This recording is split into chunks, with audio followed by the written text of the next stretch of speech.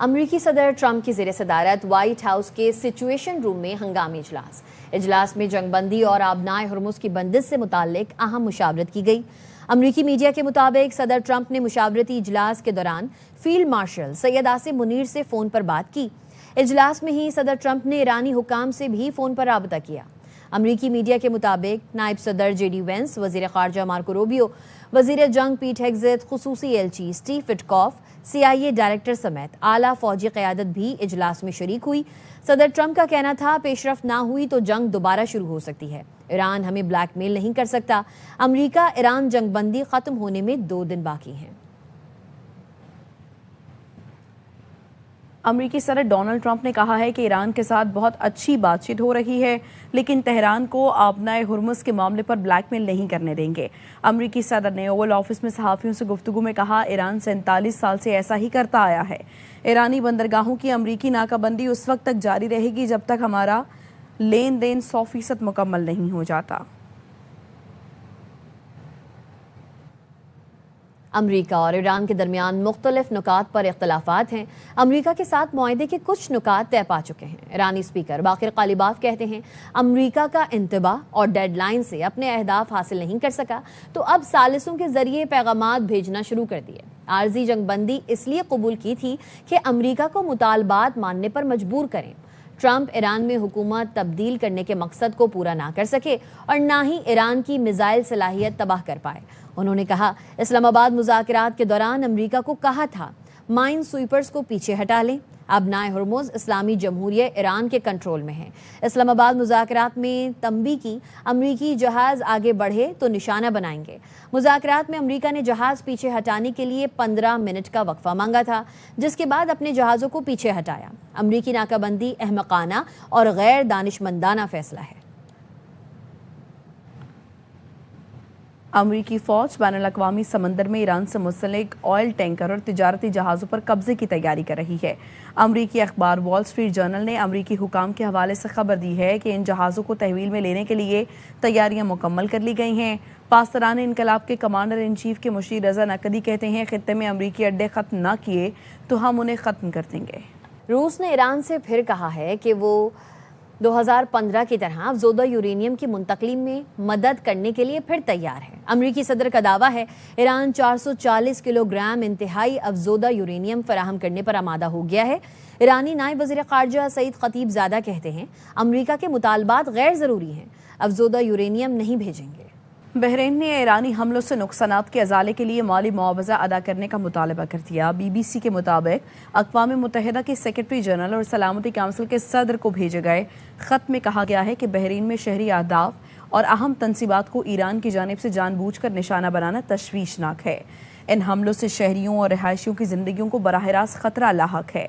ایران نے سلامتی کونسل کے قرارداد کی مسلسل خلاف ورزی کی، جس میں خلیجی ممالک میں حملے روکنے کا کہا گیا تھا۔ ترجمان ایرانی وزارت خارجہ اسماعیل بقائی کا نائب صدر یورپی کمیشن کے ٹویٹ پر رد عمل، کہا، امریکی اسرائیلی جارحیت کی حمایت کرنے والے ہمیں لیکچر دے رہے ہیں۔ جارحیت کی حمایت کرنے والے عالمی قانون کی بات کرتے ہیں۔ یورپی یونین جارحیت پر خاموش رہ کر دوسروں کو لیکچر دے رہی ہے۔ یورپ ایرانیوں پر مظالم کو دوسری نگاہ سے کیوں دیکھتے ہیں؟ یورپی یونین کی جانب سے عالمی قوانین کی بات کرنا منافقت ہے۔ بین الاقوامی قانون کا کوئی قاعدہ ایران کے خلاف جارحیت روکنے سے منع نہیں کر سکتا۔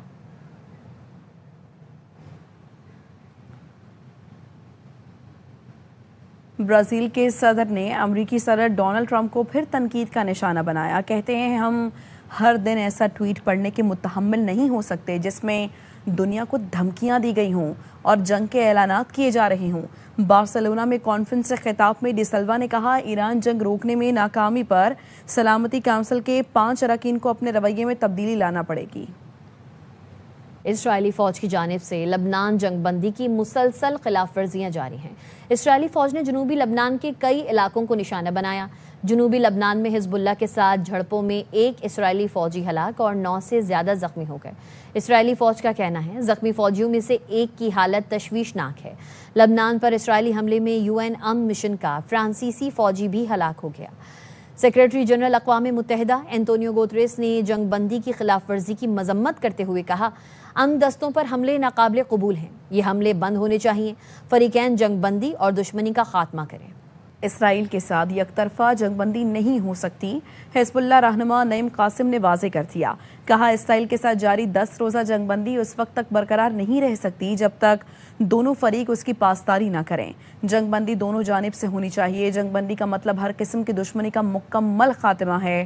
ہمارے جنگجو جنگ بندی کے خلاف ورزیوں کا مناسب جواب دیں گے۔ سیکریٹری جنرل اقوام متحدہ کی لبنان میں امن مشن پر حملے کی مذمت۔ ایکس پر اپنے پیغام میں انتونیو گوتریس نے امن مشن پر حملے کو ناقابل قبول قرار دیا اور کہا لبنان میں امن مشن کو مسلسل نشانہ بنایا جا رہا ہے۔ تازہ حملے میں ایک فرانسیسی امن اہلکار اور 3 زخمی ہوئے۔ ایسے حملے فوری طور پر بند کیے جائیں۔ انہوں نے تمام فریقین سے جنگ بندی کا احترام کرنے کا مطالبہ کیا۔ یمن کے حامی حوثیوں نے باب المندب بند کرنے کی دھمکی دے دی۔ حوثی رہنما حسین العزی نے ایکس پر لکھا، اگر ہم نے باب المندب کو بند کرنے کا فیصلہ کیا تو کوئی انسان یا جن اسے نہیں کھلوا سکے گا، سب بے بس ہو جائیں گے۔ صدر ٹرمپ اور بین الاقوامی برادری کے لیے بہتر یہی ہوگا کہ وہ امن کی راہ میں حائل تمام رکاوٹوں کو فوری ختم کریں۔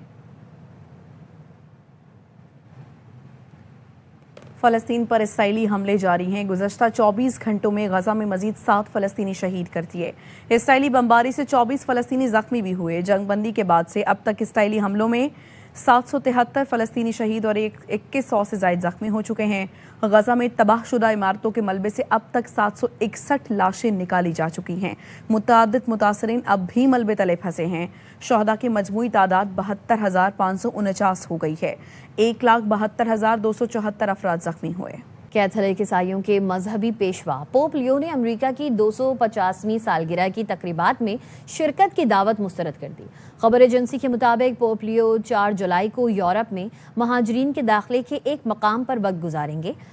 اس سے پہلے ایک بیان میں پوپ لیو نے ٹرمپ کے ساتھ مباحثے سے انکار کرتے ہوئے کہا تھا کہ صدر ٹرمپ سے تنازع میری ترجیح نہیں، افریقہ دورے کا مقصد امن کا فروغ ہے، ذاتی محاذ آرائی نہیں۔ ٹرمپ کی تنقید کے باعث سیاسی صورتحال پر غلط تبصرے ہوئے جنہیں بڑھا چڑھا کر پیش کیا جا رہا ہے۔ خلیجی جنگ میں مودی کی اسرائیل نواز پالیسی بھارت کی نام نہاد اسٹریٹجک خود مختاری پر سوال بن کر رہ گئی ہے۔ پاکستان اپنی متوازن حکمت عملی اور امریکہ ایران جنگ میں کامیاب ثالثی سے عالمی سطح پر توجہ کا مرکز بن گیا۔ بین الاقوامی جریدے ایشیا ٹائمز کے مطابق ایران کے معاملے پر بھارت کی غیر واضح خارجہ پالیسی سخت تنقید کی زد میں ہے۔ پاکستان نے ایران امریکہ مذاکرات میں اہم کردار ادا کیا جبکہ بھارت کی سفارتکاری بالکل خاموش رہی۔ ایشیا ٹائمز کا کہنا تھا مودی نے امریکی صدر ڈونلڈ ٹرمپ سے محض تیل اور سپلائی کے نظام کی بات کی۔ بھارتی وزیر خارجہ جے شنکر کا متحدہ عرب امارات کا دورہ بھی مداخلت کے بجائے رابطے اور یقین دہانی تک محدود رہا۔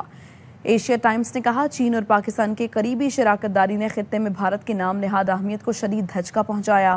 پاکستان سے بہترین تعلقات کے بعد امریکہ کے لیے بھارت پر اعتماد کرنا مشکل ہو گیا ہے۔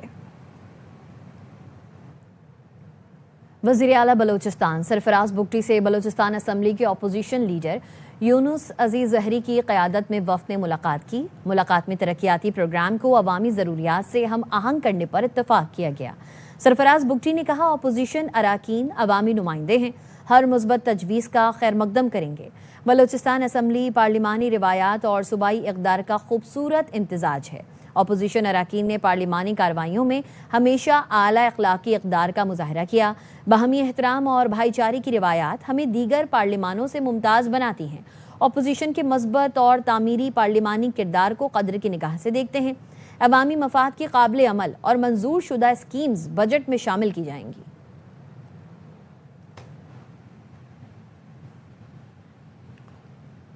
رینجرز کی کراچی کے علاقے منگو پیر میں کارروائی۔ ڈکیتی اور اسٹریٹ کرائم میں ملوث بلا گینگ کے سرگنا بلال عرف بلا اور اس کے ساتھی حمزہ کو گرفتار کر لیا۔ ترجمان رینجرز کا کہنا ہے گرفتار ملزمان سے غیر قانونی پستول اور 200 گرام چرس برآمد ہوئی۔ گرفتار ملزمان کے دیگر ساتھیوں کی گرفتاری کے لیے چھاپے مارے جا رہے ہیں۔ ملزمان کو مزید قانونی کارروائی کے لیے برآمد شدہ اسلحہ سمیت پولیس کے حوالے کر دیا گیا۔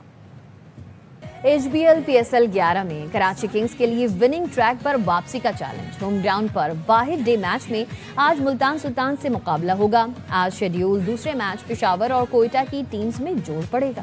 کراچی کنگز کے کھلاڑیوں اور آفیشلز کا SSU ہیڈ کوارٹر کا دورہ۔ افسران نے کراچی کی ٹیم کا پرتپاک استقبال کیا۔ کھلاڑیوں کو مختلف شعبہ جات کا دورہ کرایا گیا۔ سیکیورٹی پر بریفنگ بھی دی گئی۔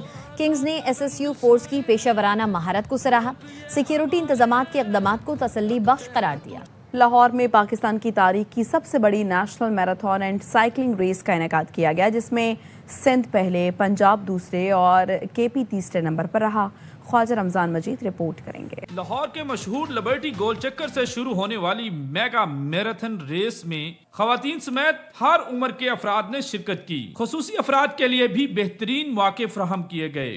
یہ گورنمنٹ آف پنجاب کا بہت اچھا انیشیٹو تھا۔ نیشنل میراتھن میں نارمل لوگوں کے ساتھ اسپیشل پرسنز کو بھی انکلوڈ کر کے ایکول اپرچونٹیز کو فروغ دیا ہے۔ یہ بہت اچھا ایونٹ ہے ہمارے لیے، تو ویسے بھی ورزش بہت ضروری ہے۔ صوبائی وزیر کھیل فیصل ایوب کھوکھر کا کہنا تھا کہ یہ پاکستان کی تاریخ کی سب سے بڑی ریس ہے۔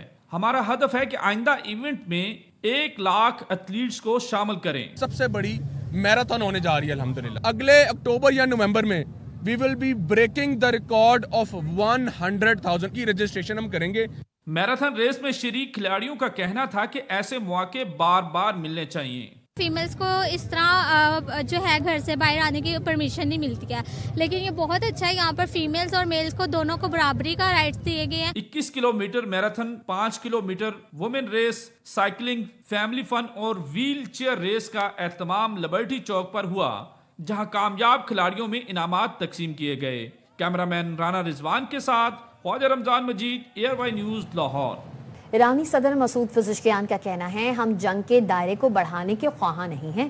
ایران نے کبھی کوئی جنگ شروع نہیں کی، کسی سے جنگ نہیں چاہتے۔ ایران امن کا خواہاں ہے۔ ہمارا بنیادی موقف خطے میں امن، استحکام اور سلامتی کا تحفظ ہے۔ دشمن اپنے مقاصد حاصل کرنے میں ناکام رہا۔ دشمن نے بین الاقوامی قوانین کی خلاف ورزی کی، انفراسٹرکچر، اسکولوں اور اسپتالوں پر حملے کیے۔ ہماری تہذیب کی تباہی اور ایران کو پتھر کے زمانے میں لوٹانے کے بیانات دشمن کے عزائم اور مقاصد کو ظاہر کرتے ہیں۔ موسم کی بات کریں، خیبر پختونخوا اور بلوچستان کے مختلف علاقوں میں بارش کا سلسلہ جاری ہے۔ یوب، قلعہ سیف اللہ، لوئر دیر، شانگلہ اور سوات میں بادل برسے۔ بعض مقامات پر یالہ باری بھی ہوئی۔ ضلع محمد کے مختلف علاقوں میں بھی بارش ہوئی۔ خیبر میں بارش کا سلسلہ وقفے سے جاری ہے۔ برساتی نالوں میں پانی کا بہاؤ تیز ہو گیا ہے۔ محکمہ موسمیات نے آج بالائی خیبر پختونخوا، خطہ پوٹوہار، کشمیر اور گلگت میں تیز ہواؤں، آندھی اور گرج چمک کے ساتھ چند مقامات پر بارش کی پیشگوئی کی ہے۔ بعض مقامات پر موسلادھار بارش اور یالہ باری بھی متوقع ہے۔ محکمہ موسمیات نے پاکستان سمیت دنیا بھر کے لیے خطرے کی گھنٹی بجا دی۔ ماہرین کا کہنا ہے رواں سال ملک کو سپر ایل نینو کا سامنا کرنا پڑ سکتا ہے۔ کراچی پر اس کے ممکنہ اثرات کیا ہوں گے اور سپر ایل نینو کیا ہوتا ہے، یہ جانتے ہیں روحا فاطمہ کی رپورٹ میں۔ ماہرین کے مطابق اس سال El Nino super El Nino بن کر شدت اختیار کر سکتا ہے۔ ایل نینو ہوتا کیا ہے اور اس کے اثرات شہر پر کس طرح ہو سکتے ہیں، یہ جانتے ہیں ہم ماہرین سے۔ کراچی میں مانسون میں تبدیلیاں، درجہ حرارت میں اضافہ اور طوفان کے پیٹرنز تبدیل ہو جاتے ہیں۔ انڈرسٹوڈ ہے کہ درجہ حرارت میں مزید اضافہ ہوگا اور بارشوں کا جو پیٹرن ہے وہ مزید کم ہو جائے گا۔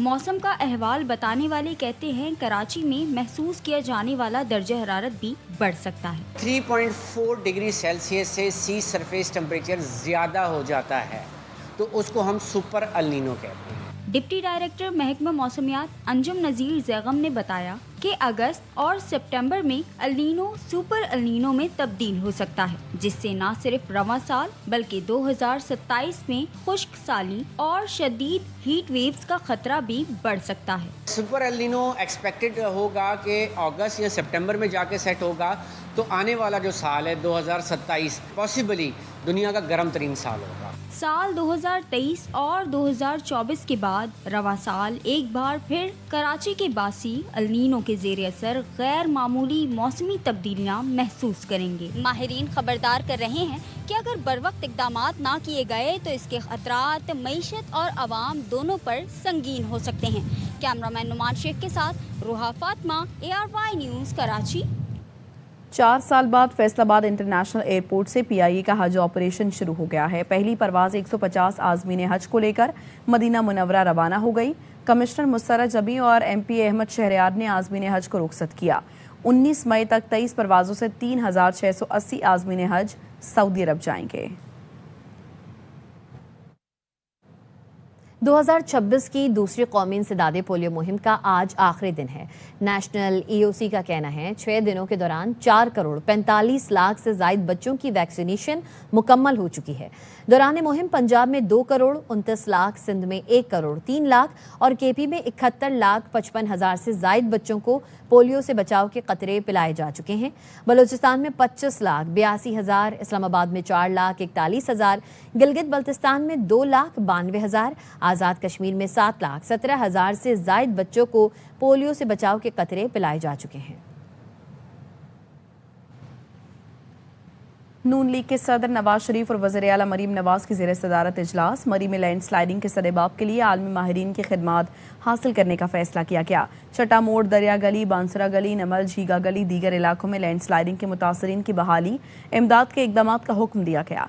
इजलास में मरी में 3 नए हॉस्पिटलिटी जोन कायम करने की मंजूरी दे दी गई है।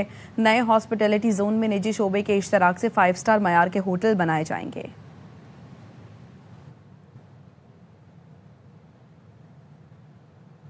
मलिकवाल की रोड की 5 साल से जारी तामीर का काम ताहाल मुकम्मल न हो सका। स्कूल और कॉलेज जाने वाले तलबा समेत मुसाफिर शदीद परेशानी में मुब्तला हैं।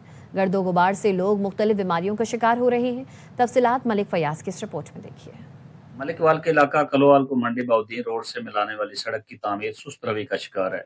सड़क पर पड़े पत्थरों की वजह से राहगीरों समेत गवर्नमेंट कॉलेज फॉर बॉयज और निजी इदारों को जाने वाले तालिब इल्मों को शदीद दुश्वारी का सामना है, जबकि इलाका मकीन मुतअद्दिद बीमारियों में मुब्तला हो रहे हैं। सड़क जो है ये कई सालों से ख़राब है और ये साथ कॉलेज भी है, इसमें बच्चियों का सेंटर भी बनता है, मैट्रिक के 9th के पेपर भी होते हैं। इस पे 5-6 साल हो गए हैं, जो पत्थर है ना वो डाला गया है, तो अभी इस पे रश भी बहुत होता है, बहुत से इधर बच्चे भी सुबह स्कूल पे गुजरते हैं, इसमें मिट्टी बहुत ज्यादा उड़ती है। गवर्नमेंट से अपील है कि वो इस सड़क को कोई ठीक कराएं।